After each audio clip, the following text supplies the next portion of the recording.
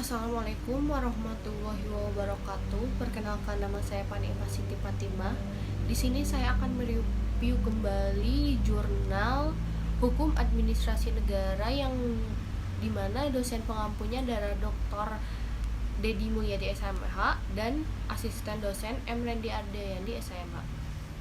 Di sini saya akan mereview jurnal Hukum Administrasi Negara yang berjudul Tantangan Ilmu Hukum Administrasi Menghadapi Perkembangan Konsep Negara Hukum di Indonesia oleh Koarniatmanto Soeto Prawiro.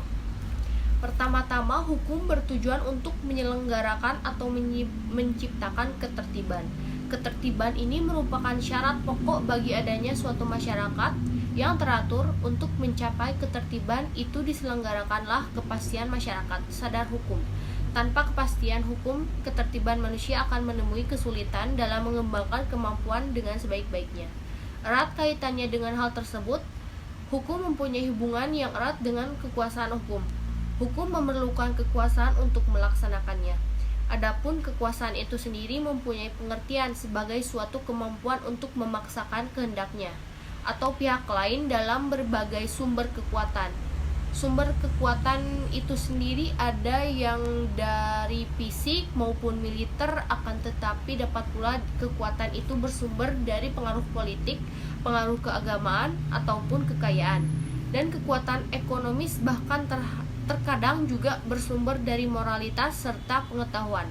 Akan tetapi kekuasaan itu sendiri sebenarnya merupakan sesuatu yang bebas nilainya. Kekuasaan itu malah merupakan suatu yang harus ada dalam suatu masyarakat yang tertib dan teratur. Wajarlah jika Muhtar Kusumatmaja berpendapat bahwa karena sifat dan hakikatnya, kekuasaan perlu diberi ruang lingkup, arahan, dan batasannya agar dapat bermanfaat. Untuk itulah kita memerlukan hukum. Dengan demikian, kekuasaan itu tunduk pada hukum. Artinya, sekali ditetapkan, pengaruh kekuasaan harus dipegang teguh. Disinilah hukum administrasi mengalami peranan yang utama secara jelas. Hal ini dikemukakan oleh Van Vollenhoven sewaktu itu berusaha untuk memenangkan hubungan antara hukum tata negara dengan hukum administrasi negara. Menurutnya, hukum tata negara itu mengatur susunan dan mendistribusikan kewenangan kekuasaan negara. Sementara hukum administrasi negara membatasi perangkat penyelenggaraan negara dalam penyelenggaraan kekuasaan. Masalah utama dewasa ini adalah bagaimana cara agar tidak terjadi kesenjangan antara norma-norma yang terdapat dalam tata hukum positif dengan kenyataan sehari-hari, terutama dalam kehidupan beradministrasi. Efektivitas dan efisiensi yang dikejar oleh pihak ilmu administrasi memanglah diperlukan. Akan tetapi bagaimana dengan cara dan aspek ketertiban dan kepastian hukum serta keadaan yang merupakan pokok perhatian ilmu hukum juga terpenuhi.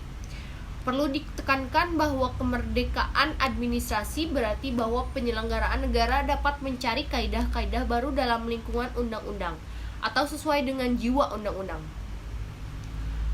Dalam rangka itu, Undang-Undang Dasar 1945 yang mengatur tentang penyelenggaraan negara dengan warga negara, yaitu pasal 27 sampai dengan pasal 34 Undang-Undang 1945. Theodore J. Gordon dalam tulisannya yang berjudul Method of Future Research 1972 menguraikan sejumlah metode yang selama ini dipergunakan dalam penelitian tentang masa depan. Terdapat paling tidak 5 metode. Yang pertama yaitu ramalan jitu atau genius forecasting. Metode ini terutama mengandalkan pada faktor keberuntungan dan ilham ditambah dengan pengalaman sang peramal. Metode ini lebih banyak kegagalannya daripada keberhasilannya. Yang kedua, perkiraan kecenderungan atau trend exfoliation. Metode ini mendasarkan diri pada suatu asumsi bahwa sejarah masa kini akan tetap berlangsung di masa yang akan datang.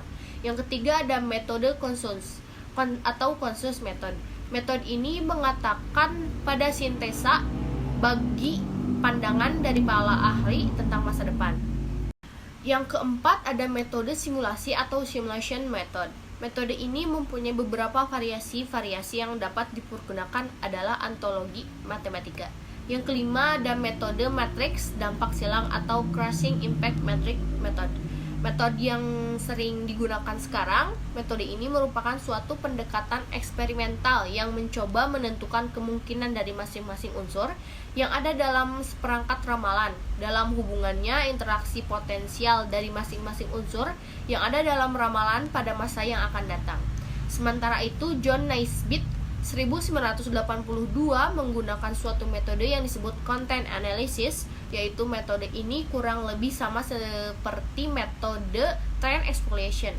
Akan tetapi ia lebih mengandalkan dirinya sendiri daripada usaha menyetor isi di mass media, khususnya di mass media harian.